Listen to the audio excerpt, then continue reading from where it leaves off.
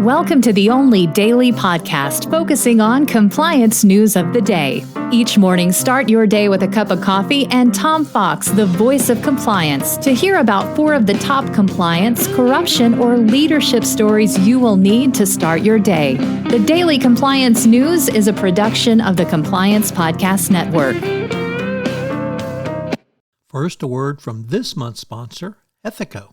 If you're a compliance officer, middle managers are crucial in getting your programs from you to your frontline employees.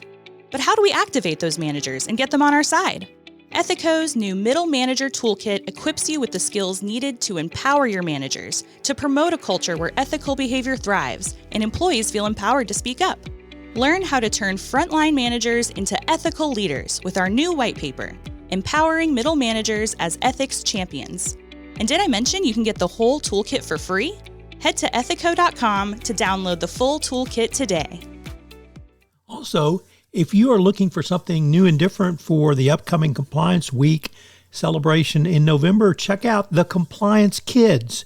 It's my 3-book children's series on compliance and compliance professionals for children. But they make great gifts and great training tools for your employees. You can check it out on Amazon.com. We've linked to it in the show notes. The Daily Compliance News for November 12, 2024, The Science of Corruption edition. And we begin with that story from another first-time contributor to the Daily Compliance News, Pais.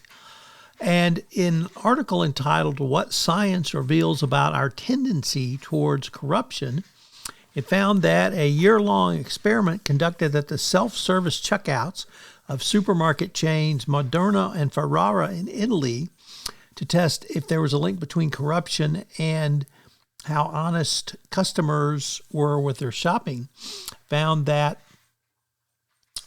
corruption or non-declaration of purchases increased by 16 to 30% after local corruption scandals made headlines. The effect on it peaked for 4 days after the news broke, then tailed off. Obviously, corruption can take many different forms, but this was a very interesting study that shows that the ideas that some countries are corrupt and some are not, as exemplified by the TD-CPI, were an interesting, it's not so much the nationality, but it's the people and other players who are willing to or not willing to engage in corruption. Probably not much surprise there, but nevertheless, it's good to have some actual science on that. Next up from the Wall Street Journal, Risk and Compliance Journal, Richard Vandeford reporting that looks like Gary Gensler's ambitious SEC agenda could be near its end, particularly around ESG and crypto. Donald Trump's elections mean that Gensler's leadership of the SEC will end.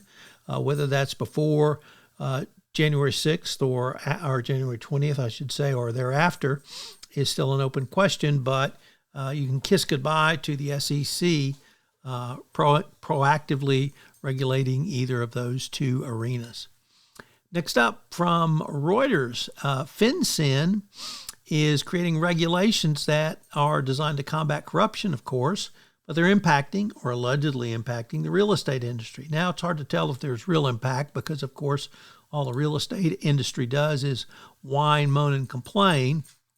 But their beneficial ownership program in the Corporate Transparency Act is something that real estate firms are particularly complaining about. And finally, Mattel made a huge foobar, and I hope you don't get caught up in it, but in their Wicked dolls, they tried to link to the Wicked website, and unfortunately, they listed a porn website. So check your websites. As I mentioned at the start of this podcast, the sponsor for the entire Compliance Podcast Network is Ethico. Well, Ethico has a great new offering this month for you, a toolkit for middle managers. This is something that you, as the compliance professional, can use to move your compliance program forward by giving middle managers the skills necessary to answer a call for speak up or when someone comes in their office and raises a concern. I can't think of a tool that will be more valuable for you in the current era of enforcement. The Daily Compliance News is a production of the Compliance Podcast Network and a proud member of C-Suite Radio. Thanks so much for listening. I hope you'll join me again tomorrow.